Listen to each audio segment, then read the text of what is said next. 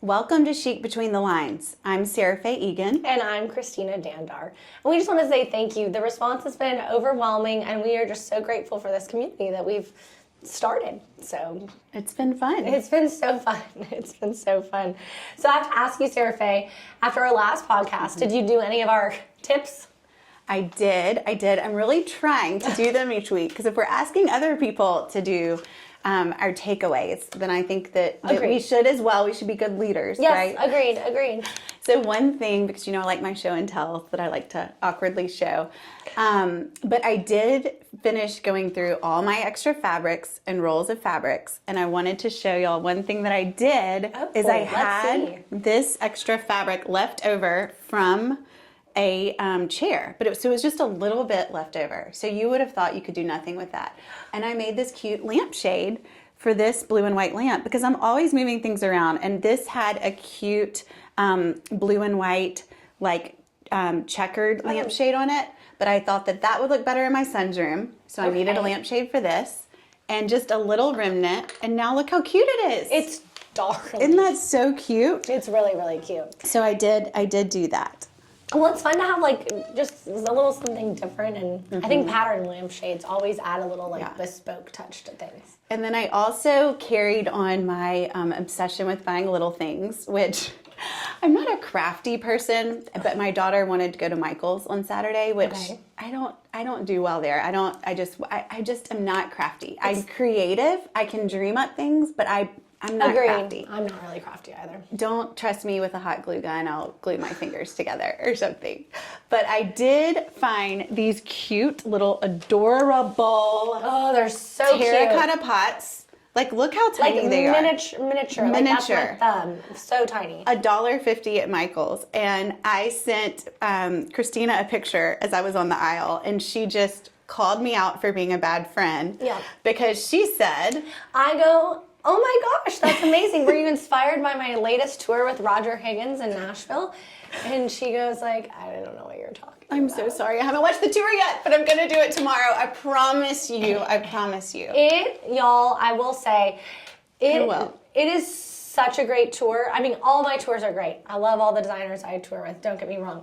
But that tour went kind of viral, and for a reason. So the reason I mentioned the terracotta pots, the way he displays collections is amazing.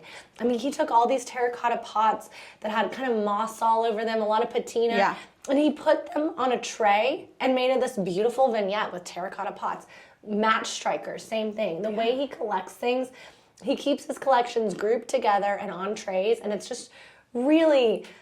It's something that's where I gained the most knowledge recently, was from that home tour. Well, I saw the pictures. I love them. And tomorrow, I've already planned it out. I have a flight tomorrow. I am watching that tour because that's important. And I'm going to support you. Because today we're talking about friendship and supporting each other. It's Thanksgiving important. Coming up. Well, I think that's so true. Just, just from all my travels, I feel like it's important to have friendships that you can rely back on and share your day with and things like that, because I've been sort of all over the place recently. Since we last sat down, have you been to Atlanta, Nashville, Raleigh, Lexington? Yes, where else? And some of those You've been everywhere. And some of those places twice. I've been to Atlanta twice and Nashville twice since I've seen you last. I've been to Memphis, that was with you. That was with me. And then Lexington, Kentucky, and Raleigh. I just spoke in Raleigh for Design Matters. It was a great event.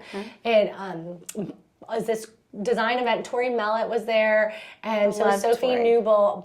Yes. They're both with Tucker Nuck now, and so and Peter Dunham. So I had dinner with them.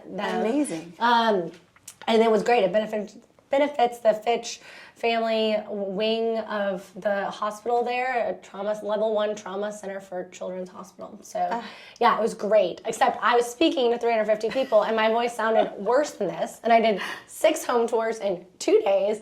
So that's why I sound a little. You never stop going. I don't. And so sometimes I feel like God's like, you're gonna have to get a little run down to slow down.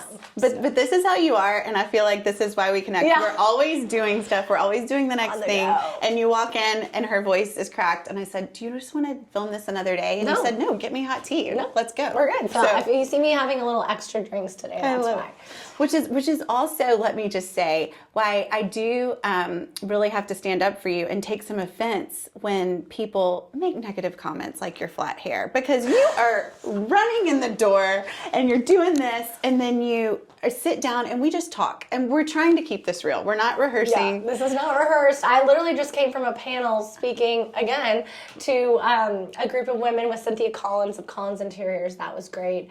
Amazing. But well, you look beautiful, and I would like to say that your hair looks fabulous. And to all of those people that are commenting on anything negative, they should see how much you do in a day, because you do more than most people do in a month, in a day. Wow. And you're eluding joy.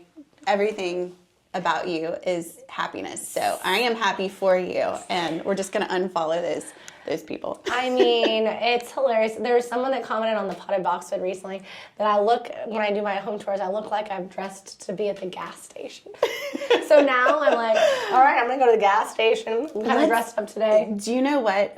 Fun fact, when I was in college and wanted to be in broadcast journalism, I lived next door to the Chevron in Oxford, Mississippi. Where they sell chicken on a stick. Chicken on a stick. It's like famous. And I filmed, because there wasn't a lot of news in Oxford. So I filmed most of my stories, because you had to make up the story, film it yourself, edit it, and be in it at the gas station. So I would just go pull up the gas tank. So I think we need to film our next Chic Between the Lines at the gas station. Because you know what? We're real. This is about real, authentic friendships. We love beautiful things, but we love chicken on a stick. We love chicken on a stick. I mean, I still am mad we didn't try it. I saw it, but we got a proper dinner. Next time there will be. We went to City Grocery. We can like both things. We can like City Grocery and chicken on a stick. It's high-low. I'm wearing an expensive dress, but my shoes are from Amazon. Go figure. My shoes are from Dillard's. I love them. Amazon mules. These are amazing. Oh, can we show mine? Yeah. These are the cutest shoes too from Dillard's, and I have them in 2 colors because you can run in them. And I do not say that lightly, because I can't wear heels. No. Okay, we digress. Yes. So, out of all the places you've been the past 2 weeks, as we're planning our girls' trips coming up, out of all of those, what would you pick for us to go to do a really great behind-the-scenes trip? Oh, I think, I love all those cities. Nashville, Atlanta. Lexington was really cool, honestly. I went with Ann Blair Housefield. I stayed with her, and we went to Keeneland and the races. And then John Karloftis saw his gardens. He's amazing. Oh my gosh. But I would probably say we could do a really fun Nashville trip. I think that's always such a neat city. And you're not talking Broadway with boas. No Broadway with boas. But just really the pretty Belle Meade area. Yeah, I mean, honestly, we should have Roger teach a master class on styling. I bet he would. That would be. I would sign up yesterday. That would be. Well, amazing. You haven't seen the tour, so how would you know? How would you know? Tomorrow, I'm gonna watch it the whole plane ride. I promise you. It's okay. I only watch my tours twice, by the way. When I'm filming them, when I edit them, and then I post them. And you're posting so many. I'm impressed. Now I'm going to go to twice a week, I think. So good. Kind of a little insider scoop. I think I'm going to do twice a week, Thursday, Sunday. Because there's so many great houses. There's so many great houses. And I used to have this scarcity mindset of like, I'm going to just do once a week, because what if I don't have enough tours to fulfill the rest of the month? And I was like, you know what? God will provide. I'm going to keep going for it and keep doing more tours and keep getting on the road and keep losing my voice. I love it. But I also think I'd love to do a Scott's Antique Market, because I have never been in Atlanta. I think that would be a really fun. Atlanta could be a great trip too. There's some beautiful neighborhoods. I mean, the Buckhead neighborhood, so many pretty neighborhoods in Atlanta. I would love to do Scott's. I have loved to do Round Top a couple times a year, but grew up with my mom going to Scott's twice a year with decorating, and that was so fun. And just being that we're in Dallas, we don't get there as much. So that would be wonderful. And it's close to the airport too. So that could be like, land, do that, Okay. We'll session. We'll come up with that. We'll come up with that.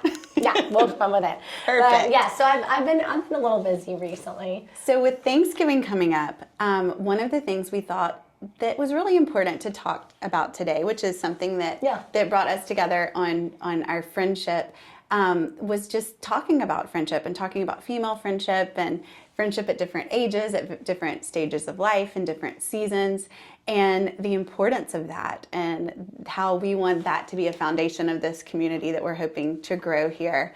That there's this quote that I don't know if you've heard, that someone asked me, what is my favorite place? And it is, I don't necessarily have a favorite place, but I have favorite people. And when I'm with my favorite people, that is my favorite place. And that just resonates so much with me. And I think that people would always ask me, what's your favorite wedding destination, or what's your favorite event location? And it's so hard for me to say one, because it's all in my brain tied to the people that were there, or the bride and groom that were there. And I think that that's so true about, you know, our homes, our events, our parties. It's about who's gathered together.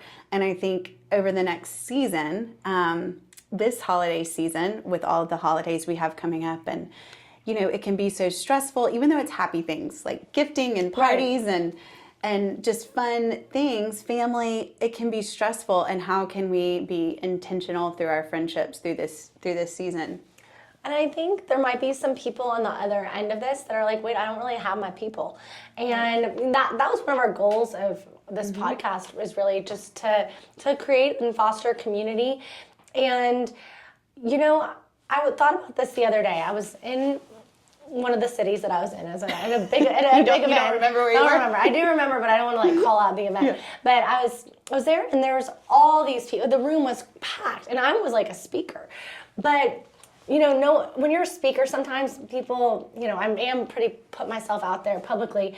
Sometimes people get intimidated. I'm very approachable, I promise. Maybe too approachable. If you're a stalker, please don't approach me. But I don't know.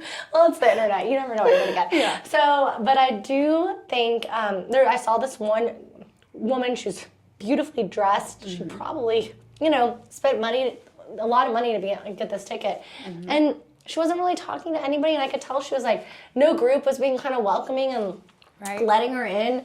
And it made me think a lot about friendships and the importance of just kind of, it's a lot to put yourself out there. And if you've ever walked into an event and didn't have a wing woman or didn't know who was going to be there, you know, sometimes it surprises you. But I do think that finding a good friend, it's maybe not that difficult. Don't kill me when I say this. I think asking questions. People love to talk about themselves. They really do.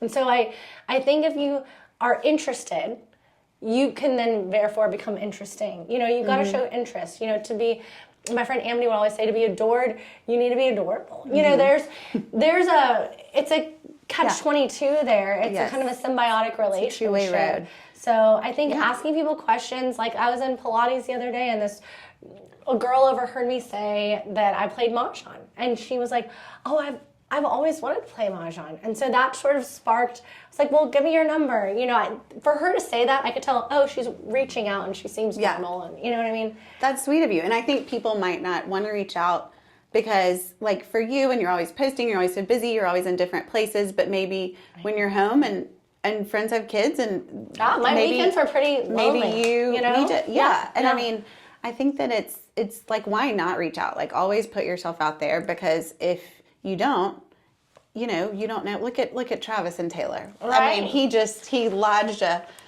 long ball, and very good. But really, I think that it's important just to put yourself out there, and you never know what somebody else is going through. And I am really loving this podcast, because it's making me think, and we're asking people to think about their takeaways, but it's making me think about what that is too. And so I really was thinking this week about being intentional about the upcoming season and what I want from that. And so I'm making a goal for myself. I'm saying it out loud. All right, let's hear it. So it's going to be out there.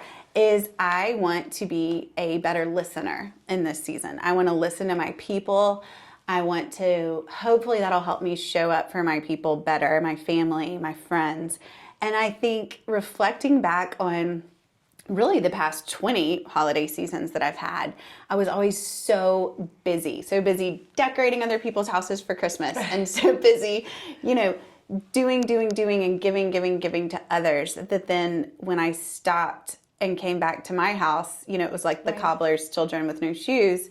Now, I still always did my house and always loved it, but it was like, did I have enough left to give of that? So I really want to try to stop and like listen to others and my family especially, and like, what do they need from me in this season? And what does that look like? I don't know. It might be really messy and not look perfect on Instagram, but I think that's where I am. Well, I think just the first step is just having the awareness of that and being like, you know what, like I could also use, I was in a Bible study the other day and we were talking a lot about the art of listening and, to have ears to hear, and it's important to, people want to feel understood and heard, and I think that's a key factor in friendships. But, it's about being intentional with the people. Also, it goes back to that idea of being intentional with who you're spending your time with. Right. There's a lot of people that I could have a drink with or go to lunch and things like that, but I don't want to overfill my schedule so much to the point where I'm not being, those are just like checks on the box. If I have to ask myself, is this a lunch check on the box, or is this me wanting to connect with this person? Well, and I constantly have to be editing myself, because as I know that I am so bad at that, and especially with working, and especially with so many obligations that we have. We've got obligations with work, obligations with kids, sports, after 2:30 in the afternoon, I'm an Uber driver, as I say, for my kids. Very chic Uber driver. Yes. But it really is so important, because if I'm not aware, and if I don't make a point of it, then I look at my week and I don't have time to go on a walk with one friend. Right. And not one friend, but a close friend, the people that fill your cup. So that's important. Okay, so I saw this quote this week, and I thought it was so good that I would read it out loud. So this was Christine Kane, and it says, "Don't let one person who has not come through for you, supported you, celebrated you, called you, or seen you distract you from all the people God has put in your life that have come through for you, supported you, celebrated you, called you, and seen you." And I think that's so, that just like really, that really spoke to me, because I feel like I had, actually two best friends come in town the past 2 weeks at different times. And one just for 24 hours, and I saw her for 3 hours, because I had something else scheduled and planned, and, because the schedule's always so full. And I thought, but this person has always shown up for me and always been there for me since college, and always, and, at the end of the day, are those the people that we are cutting out and making more time for, or did I just make a 3-hour window, So and it goes both ways, but that really resonated with me. Well, it's interesting too, how so much time we can focus on that one person that's not showing up for us. Yes. And almost it becomes like an obsession, like, yes, oh, like she's not coming to this event, or I haven't heard from her in a while, and then can drive you crazy. And then you're like, wait a second, I have a group of like loyal friends. Why is she taking up so much space up here? And I think that's when you have to just sort of let it go. And So how do you do that? How do you let it go? Because I'm struggling with that too. And it takes up too much. It's, the space that you have, and the energy that you have to give others is so valuable. So how do we release that? What do we do? Do we go to yoga? I mean, do we go outside and scream? I think, you have to be right with yourself first before you can be there for others as a friend. Yeah. That's a huge thing. And I haven't even talked about this, but I do think your heart set point has to be right. It's like people that talk so much to me about, walking into other people's homes, and they go, how do you not like go back to your own place and feel badly about it? And I always say that's a vertical issue. It is not horizontal. That's between me and upstairs. Yeah. And that's between my mind, our heart and our mind. They say the biggest gap is like 12 inches or however long it is between our brain and our heart.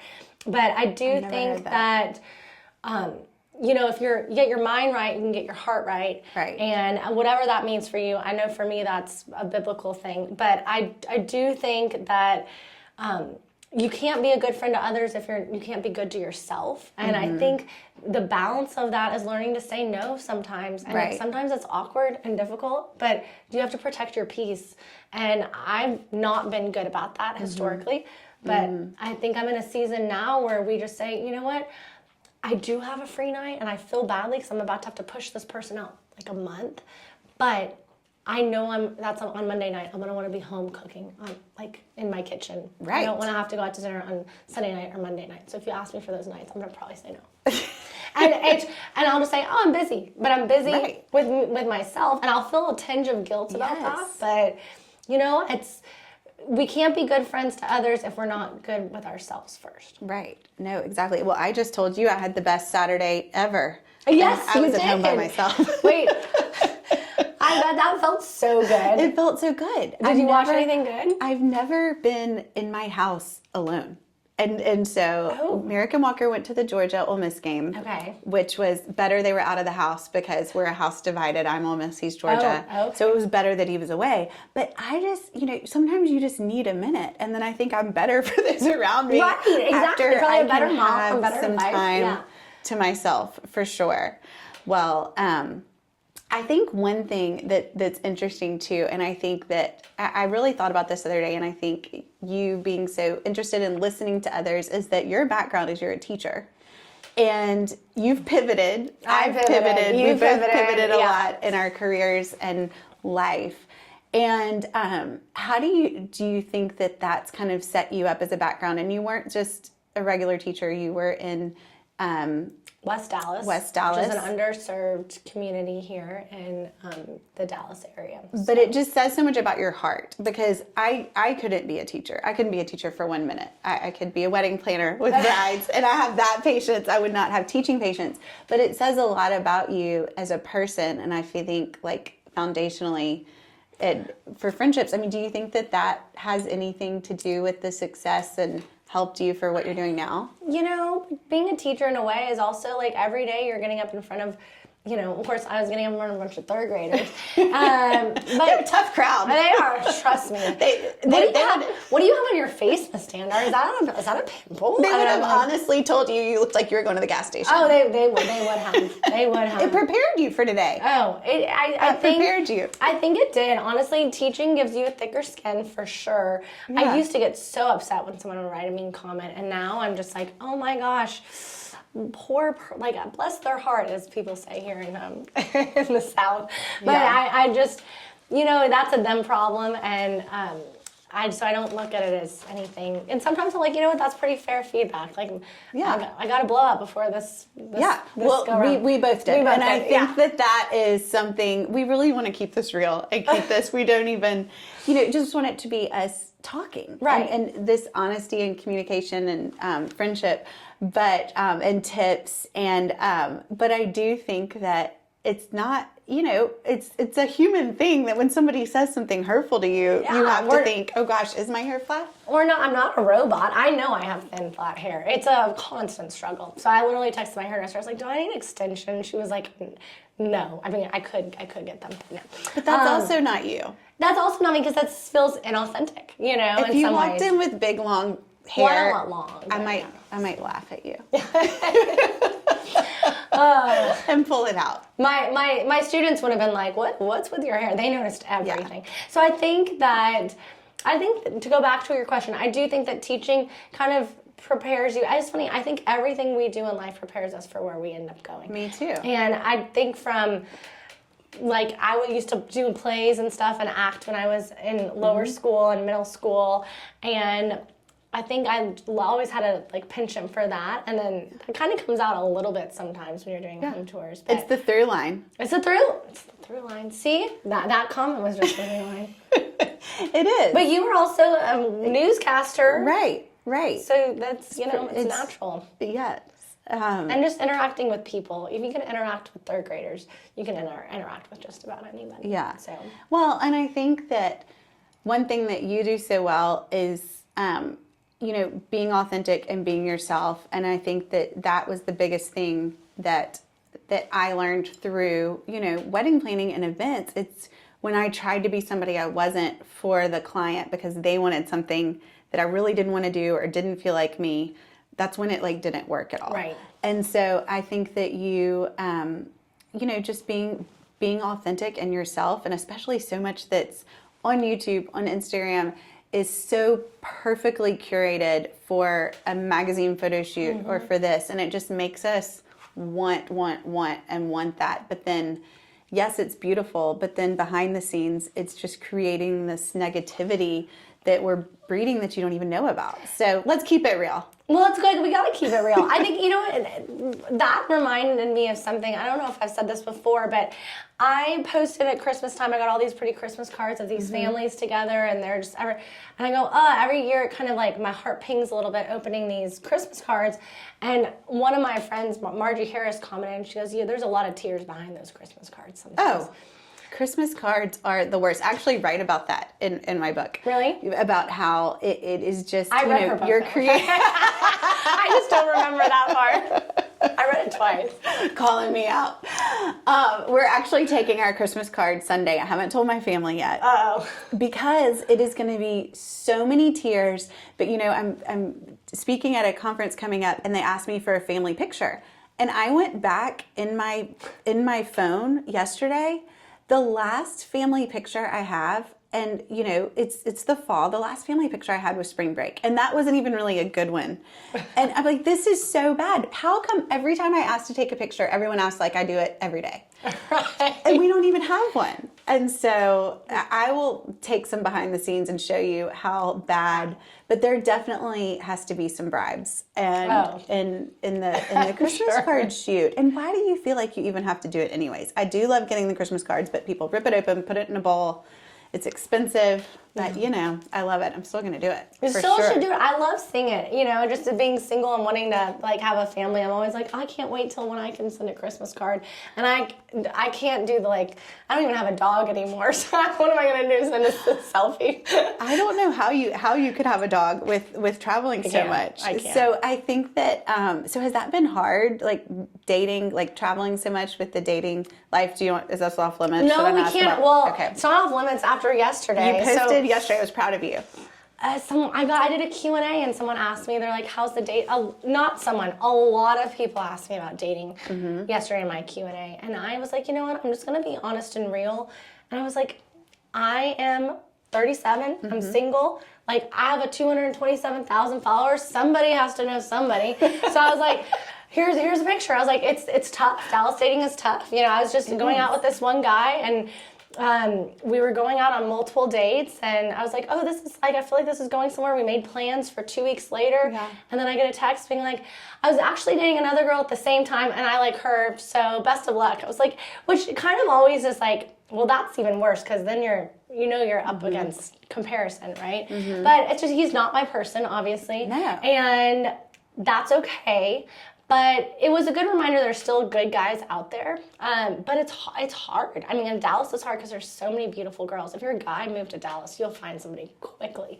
But I do think that, so I just like posted a picture of myself yesterday. I was like, love God, be hardworking and be kind. Yeah. Like, I have bags and we'll travel. I'll go to any city. Exactly. So, I know we might have a potential in New Orleans. I'll follow up on that for you. Follow up on the New Orleans for time. I'll move anywhere. But you know, at the same time, what I'm not doing at this age and this time in my life is, I could have taken this time of singledom and just thought about how I was single the whole time. And I haven't been single the whole time. I'm on and off, whatever guy. But he doesn't even need airtime. No. But I do think that I instead was like, you know what, I'm going to go full-fledged potted boxwood. And that's how it's continued to grow. Right. And I was like, I'm going to continue to make that a blessing. I remember one time laying on my apartment floor, sprawled out. I'm like, okay, God, like, what do you want me to do? Like, I'm tired of this. And I swear it was like work. I was like, okay. Yes. And I hit the road. Well, I think that is so important, and listening, this kind of goes back to listening, and friendship and tying it all in, listening to those God moments. Yes. Because that's what I've had, and that's what I call them, are those God moments the past few years, that when I just keep trying to push forward and push forward and push forward and do things my way, because this is how it's supposed to be, and I've worked so hard for this, And I say it's like, you know, things have happened in my life that it's like God hitting me in the head with a frying pan saying, listen to me. Right. And it's like, okay, let me stop and let you guide me.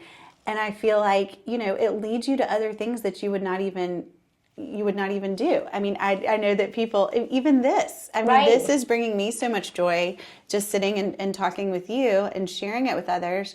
And we don't know exactly what that's going to lead to, but I have a feeling it'll lead to something great and something joyful. And, you know, when you're not looking, that's when things happen too. And when your cup's filled and when you're shining and you're out there and you're not sitting at home. No, I'm not sitting at home. Thumbs, that's for sure. Then that's when it's going to find you. And you're going to find somebody that matches your, you know, your inner light can shine that way. And you're going to find somebody, because you cannot settle, and you cannot settle for anybody that's not shining as bright as you are, for sure. Well, you're very sweet, and you know, it's a testament to having good friends like that pour encouragement into you. I mean, because or else it could feel really, you know, kind of down. So it's great to have people that shine light like that. So I'm grateful for our friendship for that, for that reason. Me too, because it is interesting being in different stages, you know, because I, you know, fortunately didn't have to date a lot of people because Merrick and I met in college. But at the time when I met him, I wasn't looking for a boyfriend. I know that was a long time ago, but I wasn't looking. But I can't imagine dating now. But I do think that, you know, looking back and you can even look at my life with kids and being married and give me advice for friendships as, you know, as back and forth. So. Well, I think it goes back to what we said on podcast 1. It's really important to have multi-generational friendships. I really do think that. And I think it can fill our cups in different ways when you're not in that competitive age of friends, or it's just not all your kids, you know, parents are your friends. You know, it's good to have that. It's great to have that, but it's good to have a separate, you know, different groups. And it's fun to bring them all together. Kind of the more the merrier. The more the merrier. You know? Speaking of, your antiquing roundup with Pam is a must-see. It's an oldie but goodie. It's not that old. It's 2 months old. But yeah, for Dallas, I know I would love to do it in other cities too, because I do think that there's something so amazing about finding old treasures and that have history, as Roger Higgins would say, that has a bite to it. He was like, I love design that has a bite. And you can't really find a bite with stuff that's in everybody else's house. You kind of have to look for those treasures that fill your heart, make you happy. Have you been antiquing in Palm Beach? I have, actually. Because I'm going there tomorrow, really and that would be a fun. That would be a fun really one to do. I kind of want to hop on the plane and meet you. I've asked you several times. I am I don't know what you have that's more important than coming with me. Filling my cups with some of my college friends. Okay, sorry. We're going to South Carolina. It'll be great. If I feel better, I might have pneumonia. I don't really know what's going on. That is very important. Those girls trips with old friends are the best. Yes. It really is the best. So I think takeaways from today. Number 1, be intentional about your plans. The holidays coming up, your calendar can get so full. Think right now about what you want to do, whether it's lunch with a girlfriend, dinner with a girlfriend, a couples dinner, just a group dinner. Just be intentional about what's going to make you happy, even though the next weeks are going to fill up, and put it on the calendar. And then also, I think setting goals and being intentional, on how you can be more present for your people. You know, the holidays are so crazy, but carve out those times. Maybe be like, this is a day where we're just gonna sit at home and have a nice dinner and look at our tree, and not overschedule yourself. It's really easy to overschedule yourselves in the holidays. Right. And you're talking about not overscheduling, but I'm gonna say schedule one thing, because last week, I did a one-night staycation, and wasn't really staycation because it was Fort Worth. And Fort Worth is not Dallas. No. And Dallas is not Fort Worth? No. No matter what the airport says. Yeah. They're very different. They're very different. Just a quick 45-minute drive. But it was so fun. We stayed at the Bowie House, and it was just a really nice getaway. It was amazing. And so I think no matter what that looks like, but with the holidays coming up, most people have some time off. So whether it's a flight, it's a drive, it's just going to a different neighborhood where you live, and going to dinner and exploring somewhere else. Just be intentional about getting out of your box. I think that's such a great takeaway. Just being, you know, I can just go to a different neighborhood in Dallas, you know, go to White Rock Lake and walk around the park. Bishop Arts. You know? Yeah, Bishop my Arts. favorite. All these people. So where do you plan to go during the holiday season? You know, it's one of those things like you could be a flight, you could, you know, anywhere, just a neighborhood close by.